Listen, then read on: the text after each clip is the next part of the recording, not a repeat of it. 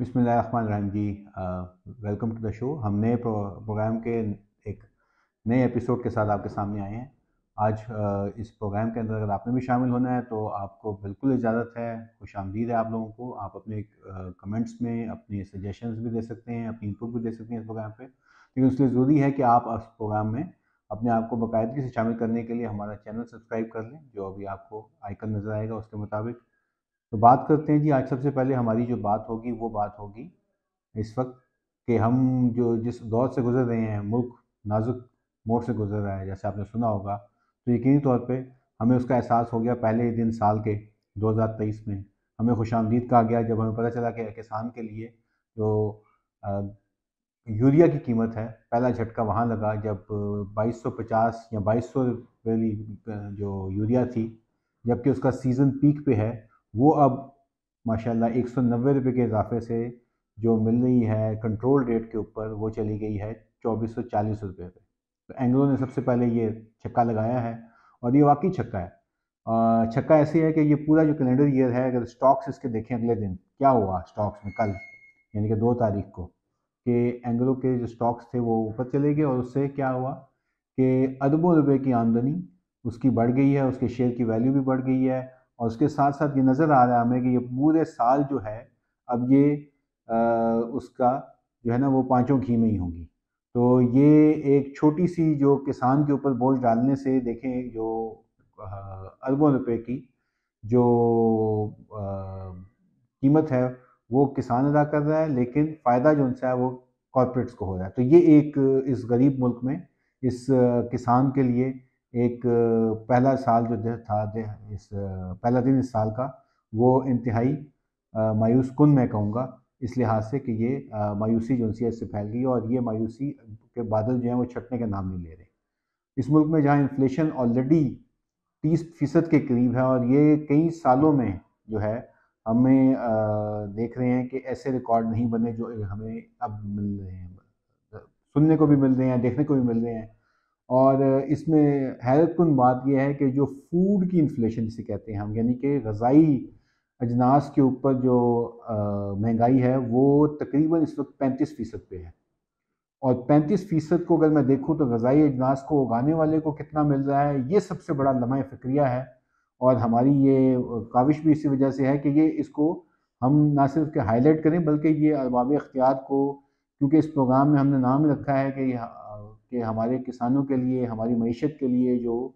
ठीक कदम है वो कैसे लिए जा सकते हैं। तो ये मेरे ख्याल से अरबाब इख्तियार को पता होना चाहिए कि इसकी जो ग़ज़ाई अजनास की जो असल कीमत, जो पैदावार दे रहा है, जो किसान उगा रहा है, जो इस मुल्क की जो फूड सिक्योरिटी के चैलेंजेस को देख रहा है, उसको क्या हिस्सा मिल रहा है, और इसके ऊपर जो लोग बैठे हुए हैं वो किस तरह से इसको एक्सप्लॉइट भी करते हैं।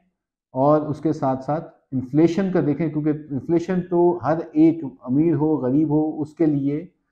कहीं ना कहीं उसके ऊपर असरअंदाज है। लेकिन जो सबसे नीचे पिसा हुआ तबका है, और वो तबका जो कि हमारे काश्तकार का तबका है, ज़मींदार लोग हैं जो इसको उगा रहे हैं, जो इस वक्त मेरे ख्याल से सबसे ज़्यादा जिनकी हमें, अगर हम एक ज़रीब मुल्क के तौर पर देखें तो उनकी ज़रूरत है हमें, और हमें उनकी लेबर भी सबसे ज़्यादा है, हिस्सा उनका है, तो उनका ख्याल करना चाहिए। तो ये एक बहुत ही अहम पहलू है जिसके ऊपर कि हम इसमें आपकी आवाज़ बन के और ये पैगाम देना चाहते हैं कि इसको देखना चाहिए। और महंगाई के जो आगे के असरात हैं, जो 2023 की फोरकास्ट है, उसमें और ज़्यादा मसले मसाइल हैं, उसमें और ज़्यादा इकॉनमी श्रिंक कर रही है, रोज़ नई फैक्ट्रियाँ बंद हो रही हैं, रोज़गार के मौके कम हो रहे हैं। तो उसके मुकाबले में मैं ये कहूँगा कि जो किसान हैं या ज़राअत है, उसको हमें जदीद तौर पे उसको आगे लेके चलना चाहिए। और जदीद की जहाँ तक बात है, तो हमें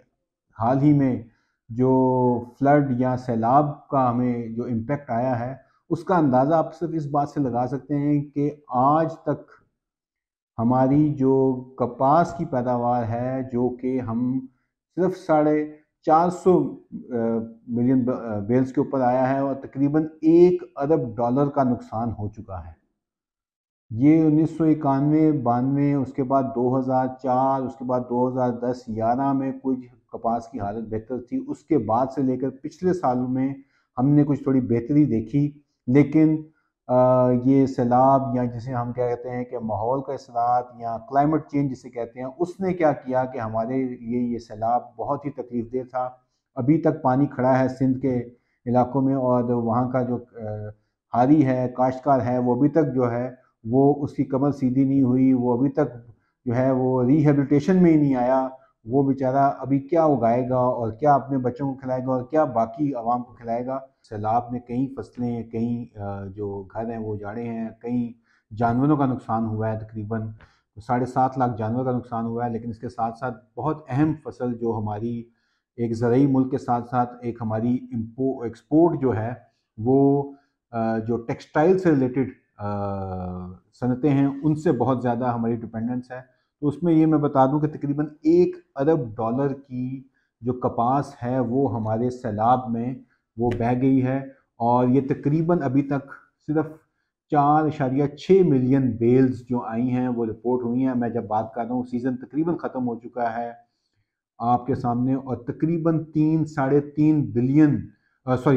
3 मिलियन जो कॉटन की बेल्स हैं उनको कमी है, उनका नुकसान में आई हैं, और तकरीबन $1 अरब की ये वैल्यू बनती है। तो उस चीज़ को देखते हुए जो इन्फ्लेशन है उसका एक इम्पेक्ट ये भी आया कि हमारे पास अब आगे की सूरत हाल देखते हुए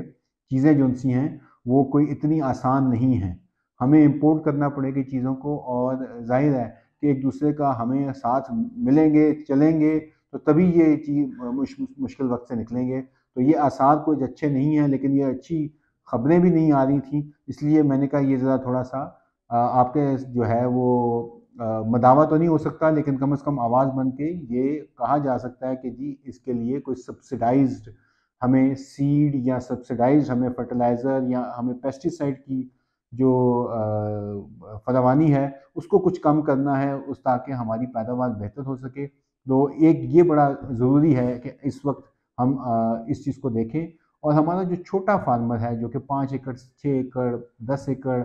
हत्ता कि 2 एकड़ के ऊपर भी लोग काम कर रहे हैं, तो उनको किस तरह से उनकी पैदावार बढ़ाई जा सकती है, इसके ऊपर मेरे ख्याल से जो अरबाब इख्तियार है, सिंध हुकूमत है, पंजाब हुकूमत है, खैबर पख्तूनख्वा हुकूमत है, इनकी जो फेडरल गवर्नमेंट है इसको एक प्लान देना चाहिए। ना सिर्फ कि बातें करें, पैकेज की तो बात हुई थी लेकिन पैकेज अभी तक हमें नज़र नहीं आ रहा कहीं पे भी कि वो अपना उसका अमली जामा कोई बनाए, कोई बेनिफिशरी हो, कोई ट्यूबवेल के ऊपर, कोई सोलर के ऊपर, कुछ बिल के रेट कम हो, लेकिन वो हमें नज़र नहीं आया अभी तक। इसके साथ साथ मैं प्रोग्राम के एंड में एक चीज़ और लेकर आऊँगा जो हमेशा मेरी कोशिश होगी कि हम जदीद ज़राअत की जब बात करें तो एक और बहुत इम्पॉर्टेंट चीज़ है कि पाकिस्तान उन ममालिक में है जिसमें कि एग्री मशीनरी का इस्तेमाल बहुत कम होता है। हम 1 हॉर्स पावर से भी कम मशीनरी इस्तेमाल करते हैं अपनी फार्म के ऊपर पर एकड़, और सब जो मशीनरी है उसमें जो कलीदी किरदार होता है वो होता है ट्रैक्टर का। और ट्रैक्टर जो है वो हमारे यहाँ जिस तरह से एक तो मिल नहीं रहे, अगर मिल रहे हैं तो बिक नहीं रहे, तो अगर बिकते हैं तो वो ओन पे बिकते हैं, फौरी दस्तियाबी नहीं है, आसान शराइत पे और आसान कर्ज़ों की सूरत हाल देखें तो वो उसके ऊपर मशीनरी को सपोर्ट करने के लिए बहुत काम करने की ज़रूरत है। लेकिन एक लम्हा फ़िक्रिया एक और भी आया है कि पिछले 15 साल में इससे कम सेल पाकिस्तान में नहीं हुई ट्रैक्टर की। चाहे हम मिलर ट्रैक्टर की बात करें और गाजी की बात करें जो हमारी अपनी पैदावार है, कि इतने बुरे हालात हो गए हैं कि किसान जो है वो ट्रैक्टर ख़रीद नहीं सकता, और बाकी जो उसके इम्प्लीमेंट्स हैं, हल है, राजा हल है, रोटावेटर है, ये सारी चीज़ें तो बाद में आती हैं, पहले तो ट्रैक्टर चाहिए होगा। तो ट्रैक्टर में मसला ये हुआ है कि हमारे जो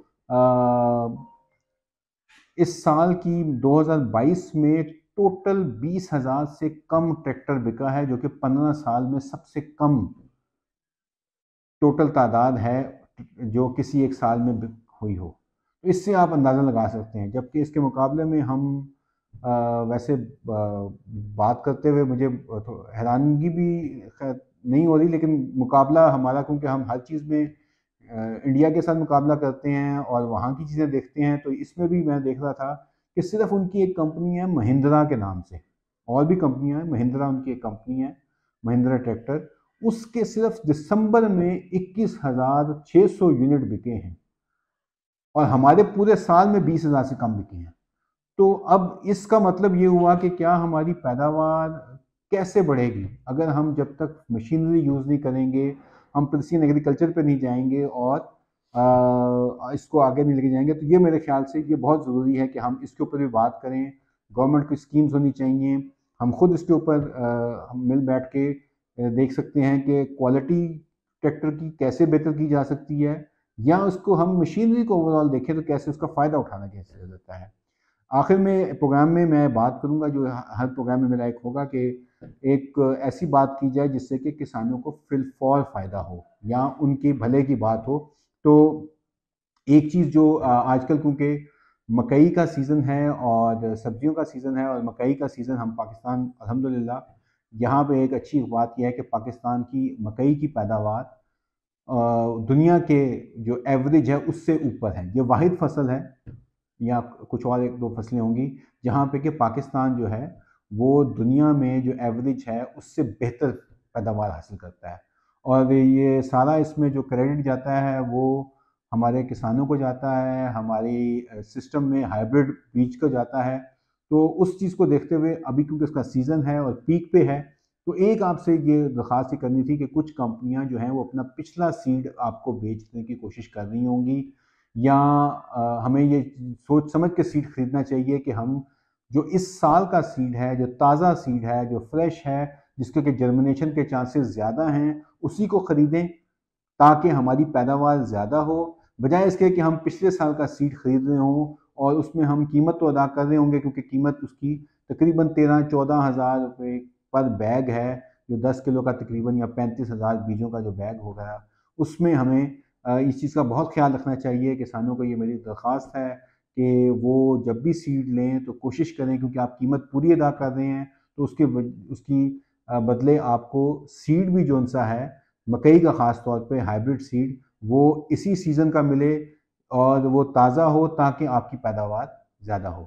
तो बहुत शुक्रिया आप सबका। आप लोगों की जो राय है, जो आपकी तजावीज़ हैं, वो हमारे लिए बहुत ज़रूरी हैं और हम चाहेंगे कि आपकी तजावीज़ के मुताबिक आपके सवालों के जवाब भी दें और इस सिलसिले को आगे बढ़ाएं। तो इंशाअल्लाह अगले प्रोग्राम में फिर मुलाकात होगी। बहुत शुक्रिया। अस्सलाम वालेकुम।